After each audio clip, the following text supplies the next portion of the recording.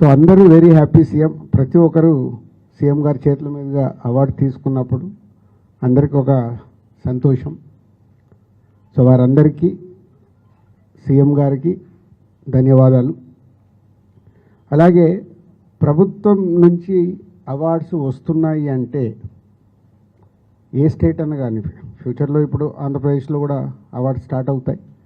ఎందుకంటే తెలుగు స్టేట్స్ అంటే మన రెండు కళ్ళు, ఎంత కాదనుకోలేము. అది ప్రభుత్వం నుంచే అవార్డ్స్ వస్తున్నాయనంటే సినిమా ఇండస్ట్రీ అందరికీ చెప్తున్నాను, చాలా జాగ్రత్తగా అవార్డు స్వీకరించాలి.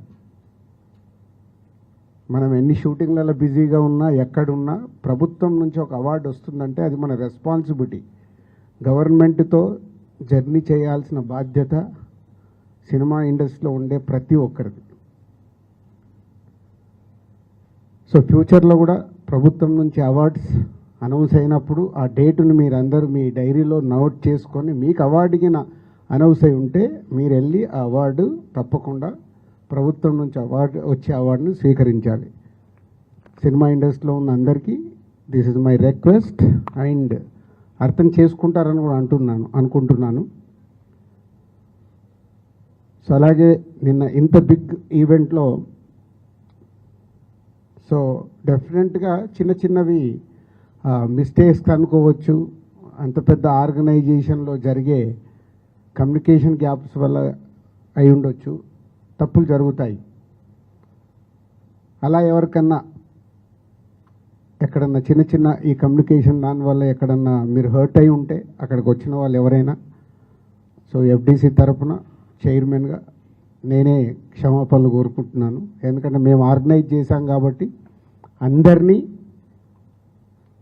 ఈవెంట్ కంప్లీట్ అయ్యే వరకు జాగ్రత్తగా చూసుకోవాల్సిన బాధ్యత మాదే. ఎక్కడన్నా డెఫినెట్గా ఇలాంటివి జరిగి ఉంటాయని నేను ముందు జాగ్రత్తగానే నేను చెప్తున్నాను. సో స్పెషల్గా మీడియా మిత్రులందరికీ ఈవెంట్ అయిపోయిన తర్వాత చాలామంది కూడా అప్రిషియేట్ చేయడం, ఇంత పెద్దగా సక్సెస్ అయింది అని అప్రిషియేట్ చేసినందుకు, గవర్నమెంట్ తరఫున వచ్చిన రివ్యూస్ కానీ రిపోర్ట్స్ కానీ బయట నుంచి వచ్చినాయి కానీ అన్నీ తెలంగాణ గద్దర్ ఫిలిం అవార్డ్స్ని ఇంత అద్భుతంగా నిర్వహించినందుకు ధన్యవాదాలు చెప్తున్నారు. వారందరికీ కూడా ప్రత్యేకంగా ధన్యవాదాలు. Thank you very much.